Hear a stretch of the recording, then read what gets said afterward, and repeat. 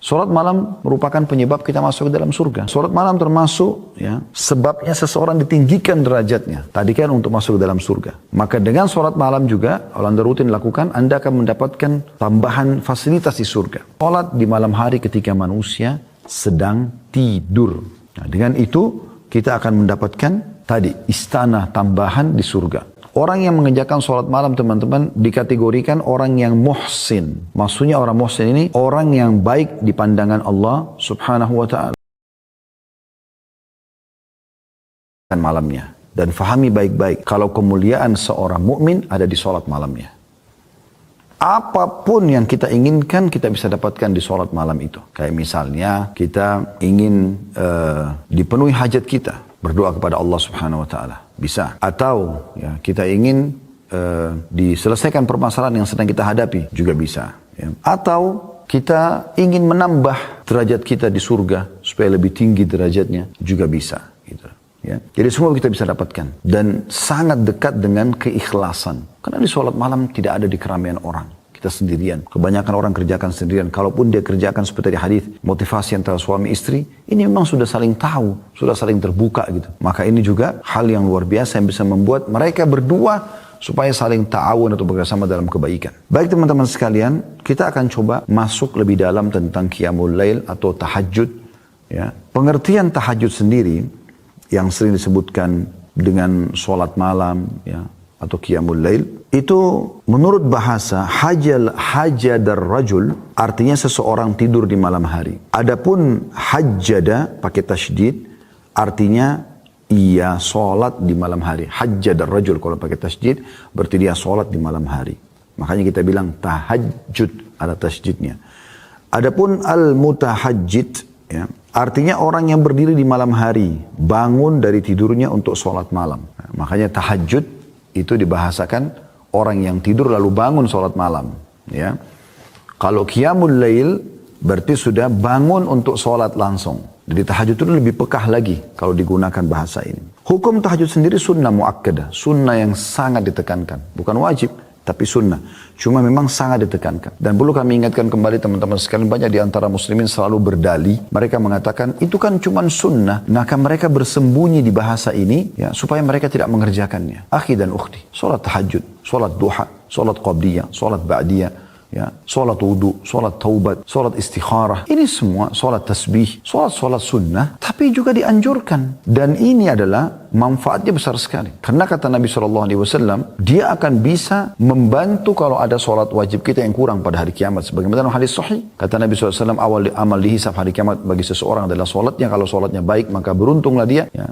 Dalam riwayat lain akan membantu amal-amal yang lain. Dan kalau kurang atau rusak, maka rugilah dia. Dalam riwayat lain akan mengganggu amal-amal yang lain. Lalu kata Nabi SAW adalah, dalam riwayat lain ditambahkan juga, kalau seandainya amal sholat wajibnya ada yang kurang, Allah subhanahu wa ta'ala berfirman kepada para malaikat, ya, lihat sholat-sholat sunnahnya. Kalau ada, sempurnakan sholat wajibnya. Sempurnakan sholat wajibnya. Jadi dia berfungsi untuk membantu sholat wajib. Sebagaimana juga kata Nabi SAW itu berlaku pada semua amal. Maksudnya puasa sunnah, Senin, Kamis, Ayyamul Bid membantu sholat puasa Ramadan kalau ada yang kurang. Sedekah yang kita keluarkan bisa membantu zakat. Ya, umrah bisa membantu haji. Selain daripada itu juga ada hadis yang lain yang mulia sekali. Kata Nabi SAW, Allah SWT berfirman, La yazalu abdun yataqarrabu ilai bin nawafil hatta uhibbu. Seorang hamba terus dekatkan diri kepadaku dengan amal-amal sunnah. Kalau amal wajib sudah bukan pilihan. Amal sunnah ini memang pilihan. Tapi kalau seorang hamba, kata Allah SWT, terus mendekatkan diri kepadaku dengan amal-amal sunnah, hatta uhibbu. Sampai akhirnya aku mencintainya. Fa'iza ahbabtu kuntu lahu sam'u liyabsuru alladhi yasma'u bihi. Kalau aku sudah mencintai dia, aku akan menjadi pendengaran yang digunakan untuk mendengar. Maksudnya aku akan kontrol pendengaran dia. Sehingga tidak dengar kecuali yang baik saja gitu.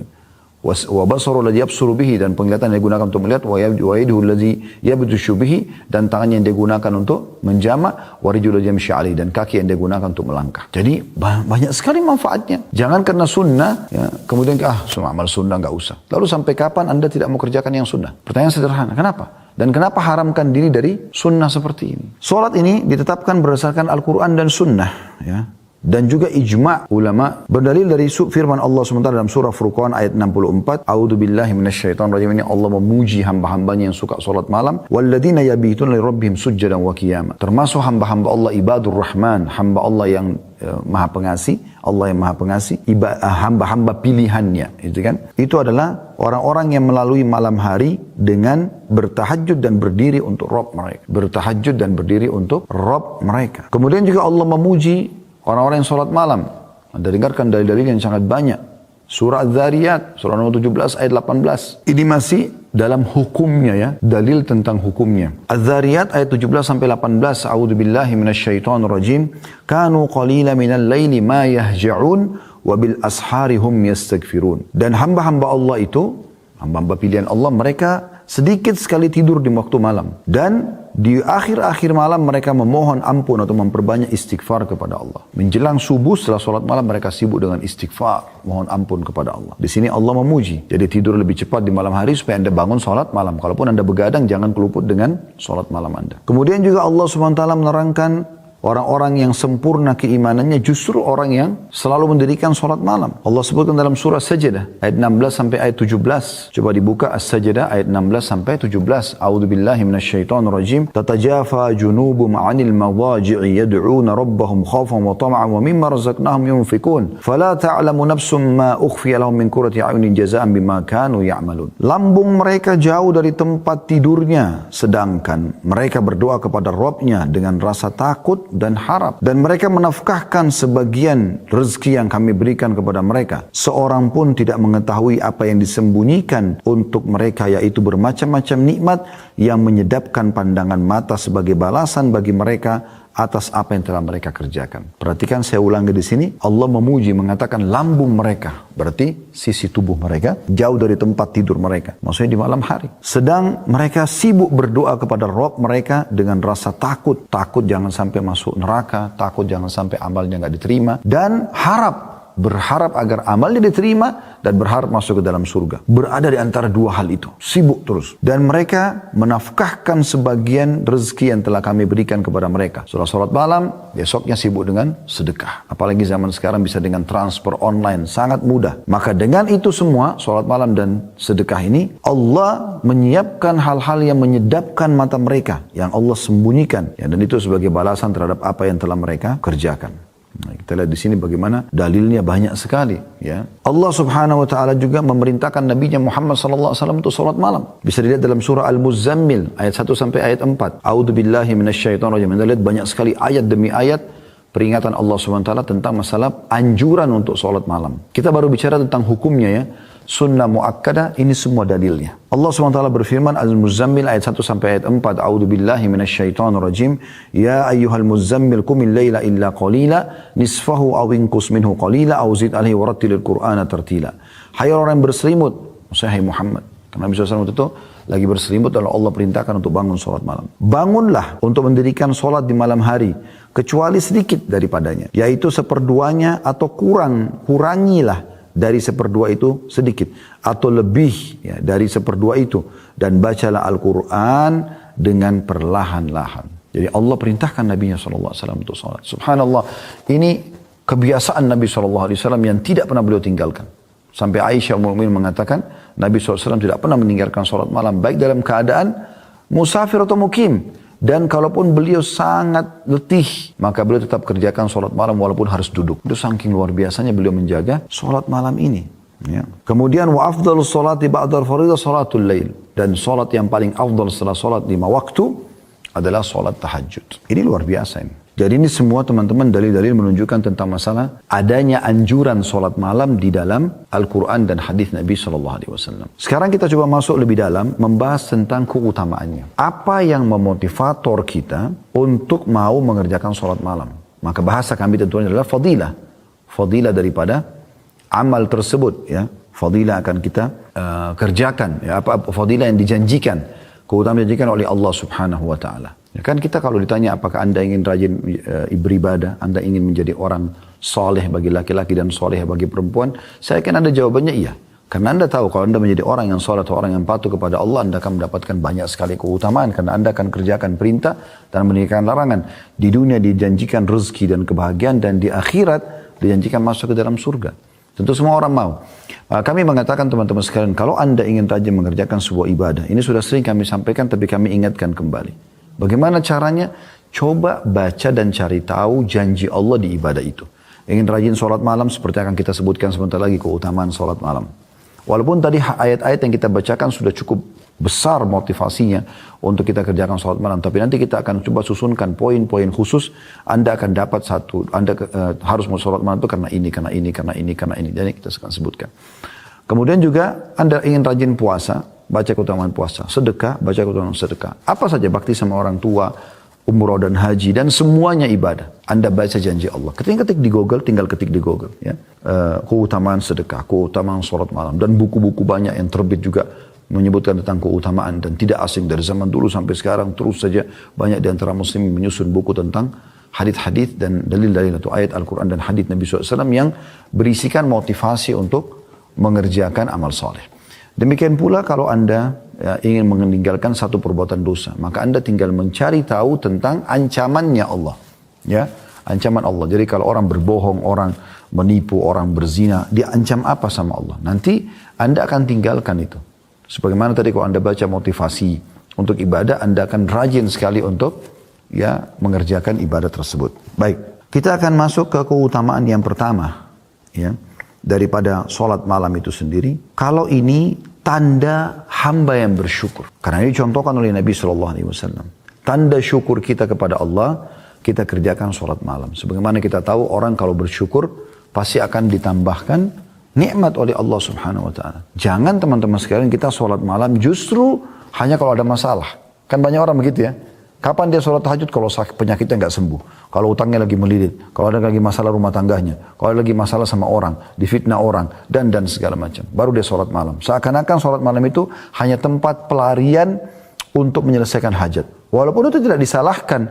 Kalau lagi ada masalah Anda sholat malam. Karena memang sholat malam, sebagaimana kita sebutkan, ya itu adalah waktu mustajab doa. Namun teman-teman, kita lebih diprioritaskan sholat malam bukan karena ada hajat. Tapi karena ingin bersyukur kepada Allah. Nikmat Allah terlalu banyak. Coba teman-teman buka mata kita. Ikutkan dengan buka hati nurani kita. Dan buka pikiran kita. Coba duduk sejenak. Di sekarang tempat Anda duduk ini. Perhatikan di sekitar Anda sekarang. Coba Anda sekarang ikuti pengajian ini, lihat di sekitar Anda. Yang sedang depan Anda meja, kursi, mungkin ada yang sedang di ruangan AC, Anda gunakan fasilitas komputer, dengarkan ceramah ini misalnya, atau handphone yang Anda pegang. Mungkin di dekat Anda, di meja Anda ada minuman, ada snack, makanan sambil dengar pengajian. Ya. Pakaian yang Anda pakai, anggota tubuh Anda yang masih sempurna, jari-jari bisa digerakkan, mata masih bisa melihat, telinga masih bisa mendengar, mulut masih bisa mengucap, ya. Kemudian kaki Anda, anggota tubuh Anda masih berfungsi baik. Oksigen yang bisa dihirup oleh hidung, mata yang masih bisa menangkap cahaya sehingga bisa terpantul untuk kita lihat sekarang apa yang ada di depan kita.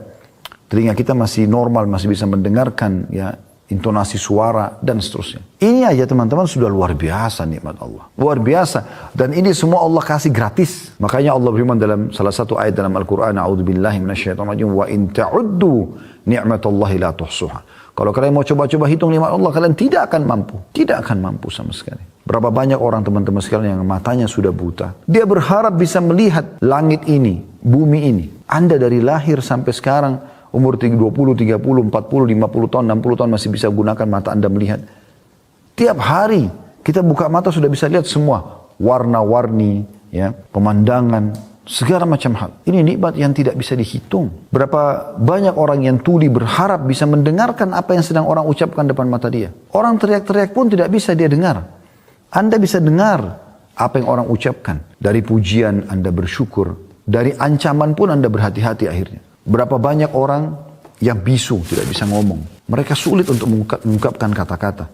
Bukankah kita Alhamdulillah, Masya Allah, bisa mengucapkan kata-kata sesuka kita? Tinggal kita kontrol ucapkan yang baik dan jangan ucapkan yang buruk. Saya subhanallah tadi sebelum pengajian duduk sebentar duduk di atas meja. Sambil melihat di sekitar. Saya tidak tahu ada poin yang akan saya singgung di bahasan ini. Tapi saya tiba-tiba merenung gitu. bisa duduk, makan apa yang kita mau makan, minum yang kita mau minum, bisa ngobrol, bisa melihat, bisa mendengar. Nikmat Allah luar biasa gitu. Luar biasa. Dan memang nikmat ini jauh lebih banyak Allah berikan kepada hamba ini daripada cobaan. Cobaan datang sedikit sekali dalam hidup kita. Coba pertemukan teman-teman antara nikmat Allah yang melimpah dengan cobaan yang datang kepada hidup. Anda akan temukan ini jomplang sekali antara langit dan bumi. Nikmat banyak sekali, cobaan sedikit sekali. Kita 1 tahun 365 hari nggak pernah sakit, ya, sehat. Tiba-tiba kita sakit, tahun depan seminggu, demam, flu.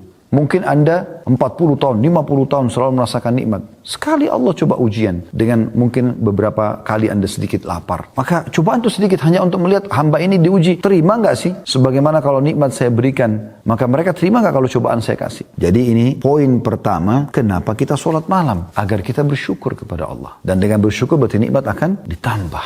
Indah sekali itu teman-teman sekalian di malam hari yang hening. Ya. Anda bangun, coba zikir kepada Allah subhanahu wa ta'ala. Renungi ini baik-baik. Anda bangun, Anda renungi. Anda bangun malam, Anda tenangkan diri, zikir kepada Allah subhanahu wa ta'ala. Baca doa. Kami pernah ajarkan dan kami ingatkan kembali. Kata Nabi SAW, siapa yang terbangun di tengah malam lalu dia membaca La ilaha illallah wahdahu la syarikalah lahul mulku wa lahul hamdu wa huwa ala kulli syai'in qadir. Subhanallah walhamdulillah wa la ilaha illallah Allahu akbar wa la hawla wa la quwata illa billahil aliyil azim. Allahumma gfirli. Anda kalau baca ini, kata Nabi SAW, maka Allah akan mengampuni dosa-dosanya yang telah lalu. Ngantuk sedikit, baik Anda lawan, Anda coba bangun ke kamar mandi, Anda cuci tangan dulu 3 kali sunnahnya Nabi SAW, lalu Anda wudhu.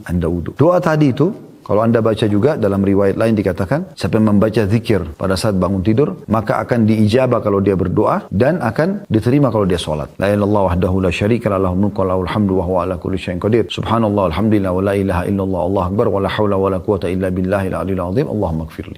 Jadi kalau Anda baca itu, Anda kalau berdoa diterima doanya. Kalau sholat diterima sholatnya. Dan dosanya diampuni yang lalu. Coba Anda bayangkan bagaimana. Wudu dengan tenang, ikhlaskan niat kepada Allah, tebahkan sejadah Anda, pakai mukena Anda kalau Anda wanita. Lalu Anda pakai baju yang terbaik, semprotkan minyak wangi antara Anda dengan Tuhan Anda, di tubuh, di pakaian Anda, di sejadah Anda. Kemudian niatkan ikhlas kepada Allah SWT. Bisa minum air dulu 1 gelas. Minta, ya Allah ikhlaskan niatku, aku ingin sholat untukmu. Lalu Anda sholat. Coba lakukan sholat terindah yang pernah Anda lakukan. Semua penuh dengan tumaknina, ketenangan. Allahu Akbar. Baca iftitah dengan tenang. Atur nafas Anda. Wajjahtu wajhiya lilladzi fataras samawati wal arda hanifan muslima wa ma ana minal musyrikin. Aku mengarahkan wajahku kepada pencipta langit dan bumi ini. Dan aku berpegang pada agama Islam yang lurus ini. Menyerahkan diri kepadanya. Dan aku bukan termasuk orang musyrik. Inna salati wa nusuki wa mahyaya wa mamati lillahi rabbil alamin. Sesungguhnya ibadah-ibadahku, kehidupanku, sembelihanku untuk Allah Tuhan alam semesta. La syarika lahu wa bidzalika umirtu wa ana minal muslimin. Tidak ada sekutu bersamanya. Dan begitulah aku diperintahkan dan aku termasuk orang yang menyerahkan diri. A'udzu billahi minasyaitonir rajim. Bismillahirrahmanirrahim. Aku berlindung kepada Allah dari syaitan yang terajam atau terkutuk, ya, dengan menyebut nama Allah yang maha pengasih lagi maha penyayang. Alhamdulillahi rabbil alamin. Segala puji dan puja bagi Allah Tuhan alam semesta. Ar-Rahmanir Rahim. Zat yang maha pengasih lagi maha penyayang. Maliki yaumiddin. Raja, penguasa hari kebangkitan atau hari pembalasan. Iyyaka na'budu wa iyyaka nasta'in. Hanya kepadamu kami menyembah. Hanya kepadamu kami meminta pertolongan. Renungi itu. Kita sedang bicara dengan Tuhan kita Allah. Ihdinas siratal mustaqim. Tunjukkanlah kami jalan yang lurus. Siratal ladzina an'amta 'alaihim. Jalan orang-orang yang telah Engkau berikan nikmat pada mereka. Para nabi-nabi dan orang-orang saleh. Ghairil maghdubi 'alaihim waladdallin. Bukan orang yang kau murkahi dan bukan juga orang yang sesat. Kata Ibnu Abbas, bukan Yahudi, bukan Nasrani. Kalau Anda bilang, amin. Pilih surah yang paling mudah buat Anda dulu. Al-Ikhlas misalnya. Bismillahirrahmanirrahim. Dengan menyebut nama Allah yang maha pengasih lagi maha penyayang. Qul huwallahu ahad. Katakanlah Allah itu Esa. Allahus samad. Allah yang bergantung segala sesuatu padanya. Lam yalid wa lam yulad. Tidak beranak dan tidak diperanakkan. Wa lam yakul lahu kufuwan ahad. Dan dia juga tidak membutuhkan pada siapapun. Tenangkan diri dulu. Allahu Akbar. Ruku. Sudah tenang? Subhana rabbiyal azim. Maha suci Tuhanku yang maha agung. Subhana rabbiyal azim. Maha suci Tuhanku yang maha agung. Tidak usah dibaca bahasa Indonesianya, tapi renungi maknanya di sini. Subhana rabbiyal azim. Maha suci Tuhanku yang maha agung. Itu aja dulu, 3 kali. Nanti bertahap Anda bisa naikkan. Masih banyak zikir ruku. Ada subhana rabbiyal azim wa bihamdi. Ada subuhun kuddusun rabbul malaikati war ruh. Ada subhana dzil jabaruti wal malakuti wal kibriyai wal azama. Ada subhanakallahumma wa bihamdika Allahumma ighfirli. Ada Allahumma laka raka'tu wa bika amantu wa laka aslamtu. Raka'a sam'i wa basari wa lahmi wa dami wa idhmi mustaqalla bihi qadami. Anda pilih satu saja, subhana rabbil azim dari 3 kali. Sami Allahu liman hamidah, dengan pelan-pelan, tenang. Allah telah mendengar siapa yang memujinya. Lalu kita baca Rabbana walakal hamd. Wahai Tuhan kami segala puji bagimu. Mil'us samawati wa mil'ul ard. Puji-pujian itu memenuhi langit dan bumi. Wa mil'u ma syi'ta min syai'in ba'd. Dan sepenuh yang engkau inginkan. Jadi kita memuji Allah luar biasa. Di antara riwayat lain juga kita disunnahkan membaca hamdan kathiran tayyiban mubarakan fi. Puji-pujian yang banyak, yang penuh dengan berkah. Ya, puji-pujian yang banyak, yang baik dan penuh dengan berkah. Pernah ada sahabat baca ini pada saat Nabi SAW mengatakan Sami Allahu liman hamida, maka sahabat ini mengatakan hamdan kathiran tayyiban mubarakan fi. Setelah salam kata Nabi SAW, siapa tadi yang mengucapkan itu? Nabi kagum, kata orang itu saya Rasulullah. Kata Nabi SAW, tadi aku diperlihatkan oleh Allah Subhanahu Wa Taala beberapa malaikat yang berlumba-lumba mencatat apa yang kau ucapkan itu. Dan masih ada tentu zikir-zikir yang lain ya. Yang kita dianjurkan baca Allahumma la manna lima a'taita wa la mu'ti lima mana'ta wa la yanfa'u dzal jaddu minkal jadd. Ini juga dianjurkan untuk dibaca. Kita juga dianjurkan baca di Rabbil Hamd. Ya, ini juga dianjurkan. Tapi Anda pilih satu saja.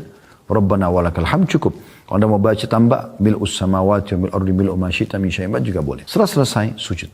Allahu akbar. Setelah tenang dulu. Jangan belum selesai sujud sudah subhana rabbil a'la, subhana rabbil a'la. Enggak ada kehusyuan. Gerakan dulu, selesai sampai sujud dengan tenang, baru subhana rabbiyal a'la, maha suci Tuhanku yang maha tinggi. Subhana rabbiyal a'la, maha suci Tuhanku yang maha tinggi. Ada di antara doa sujud ini teman-teman penting sekali. Allahumma ighfir li ma qaddamtu wa ma akhartu. Ya Allah ampunilah aku dosa-dosaku yang lalu dan yang akan datang. Wa ma akhartu wa ma asrartu. Allahumma ighfir li ma qaddamtu wa ma akhartu. Ya Allah ampuni dosa-dosa yang dulu aku kerjakan dan mungkin yang aku kerjakan akan datang. Wa ma a'lantu wa ma asrartu, dan apa yang aku terang-terangi lakukan dan juga sembunyi-sembunyi. Wa ma asraftu, dan apa yang aku berlebihan. Wa ma anta alamu bihi minni, dan engkau lebih mengerti daripada aku. Kemudian juga ada doa yang kita anjurkan baca. Kalau Anda bisa hafal tentunya bagus ini ya. Allahumma inni a'udzu biridhaka min sakhatik. Ya Allah aku berharap dengan ridhamu agar diselamatkan dari semua murkamu. Allahumma inni a'udzubika biridhaka min sakhatik wa bi mu'afatika min 'uqubatik, dan dari maafmu dari hukumanmu. Fabika minka la uhsi thana'an 'alaika anta kama athnaita 'ala nafsik, dan aku memujimu ya. Maaf masih ada lagi ya. Allahumma inni a'udzu biridhaka min sakhatik wa bi mu'afatika min 'uqubatik. Ya betul itu. Fabika minka la uhsi thana'an 'alaika anta kama athnaita 'ala nafsik, dan aku menyebut puji-pujian ini yang mungkin ya yang lebih pantas engkau lah ya Allah yang menilainya. Sebagaimana engkau memuji dirimu gitu. Anda cuma mampu 2 rakaat dulu, gak masalah. Bertahap nanti, pelan-pelan, mungkin sudah seminggu Anda lakukan konsisten, 2 rakaat saja, Anda meningkat 4 rakaat. Sudah konsisten, Anda meningkat 6 rakaat. Setelah itu 8 rakaat. Kemudian setelah itu Anda coba tambah witir dengan 1. Sudah bagus konsisten, witirnya 3, jadi hanya lengkap 11. Setelah itu Anda tinggal komitmen saja. Konsisten menjaga istiqamah sampai Anda wafat. Nanti kalau Anda mau lebih berjuang berjalan waktu, biasanya Allah kasih kita kemudahan-kemudahan ya.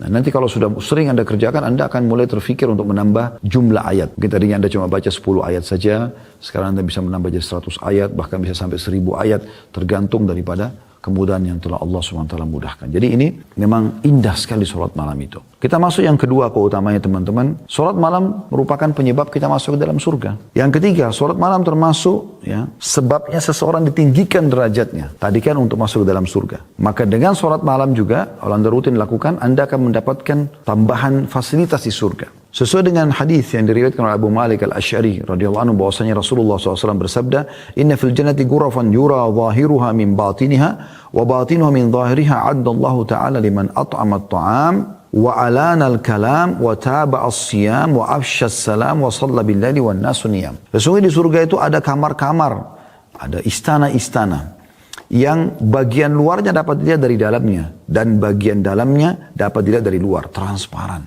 Indah sekali. Istana-istana itu disediakan oleh Allah Ta'ala untuk orang-orang yang pertama, suka memberi makan.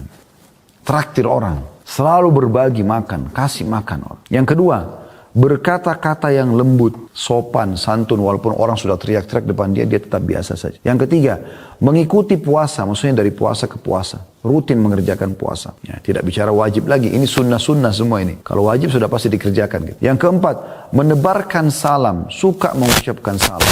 Jadi kalau telepon, kalau WA, ketemu, selalu salam. Dan usahakan lengkap. Assalamualaikum warahmatullahi wabarakatuh. Ya. Karena Assalamualaikum 10 pahala, warahmatullah 10 dan wabarakatuh 10 sebagaimana didaskan dalam hadis Nabi SAW. Dan yang kelima saksi bahasan kita adalah dan sholat di malam hari ketika manusia sedang tidur. Nah, dengan itu kita akan mendapatkan tadi istana tambahan di surga. Hadis ini riwayat Ahmad jilid 5 halaman 343 dan Ibnu Hibban juga menyebutkan di Mawarid, di kitab Mawaridnya nomor 641. Yang keempat adalah orang yang mengerjakan sholat malam teman-teman dikategorikan orang yang muhsin. Maksudnya orang muhsin ini orang yang baik di pandangan Allah subhanahu wa ta'ala. Allah subhanahu wa ta'ala menyebutkan tentang sifat orang-orang yang berbuat baik atau muhsin ini di dalam Al-Quran, di dalam surah Az-Zariyat ayat 17-18. Tadi sudah kita bacakan tapi saya ingatkan kembali. A'udzu billahi minasyaitonir kanu qalilan minal laili ma yahja'un bil asharihum yastaghfirun. Orang-orang yang muhsin, orang yang baik di pandangan Allah subhanahu wa ta'ala adalah orang yang mereka sedikit sekali pada malam hari mereka tidur dan mereka di waktu sahur memperbanyak istighfar, maksudnya sholat malam di sini. Poin yang keenam ini teman-teman sekalian, sholat malam merupakan penyebab pembersihan dosa dan sekaligus tradisi daripada orang-orang saleh sebelum kita. Disebutkan dalam hadis Nabi SAW dan hadis ini diriwayatkan Tirmidzi dalam Kitabud Da'awat di nomor 3549, Al-Hakim jilid 1 halaman 308 ya, dan hadis ini disahihkan oleh Syaribani dalam Sahih Sunan Tirmidzi jilid 2 halaman 178 yang berbunyi kata Nabi SAW, alaikum biqiyamul lail fa innahu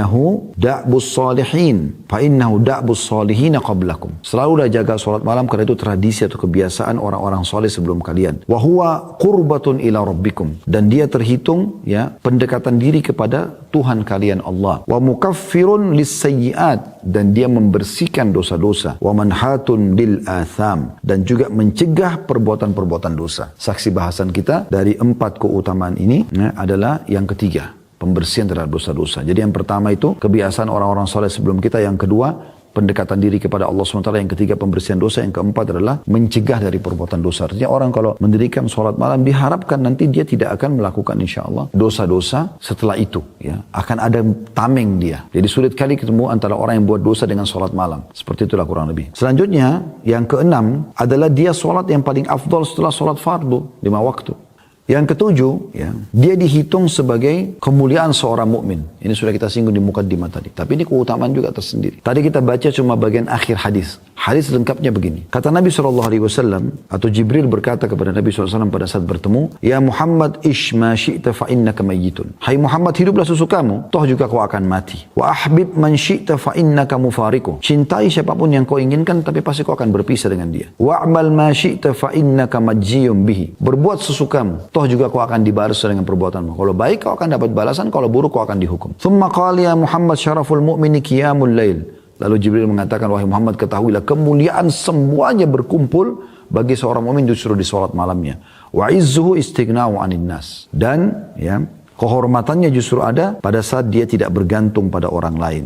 Hadis ini hadis sahih diriwayatkan oleh Al-Hakim di jilid 6 ya, halaman 325.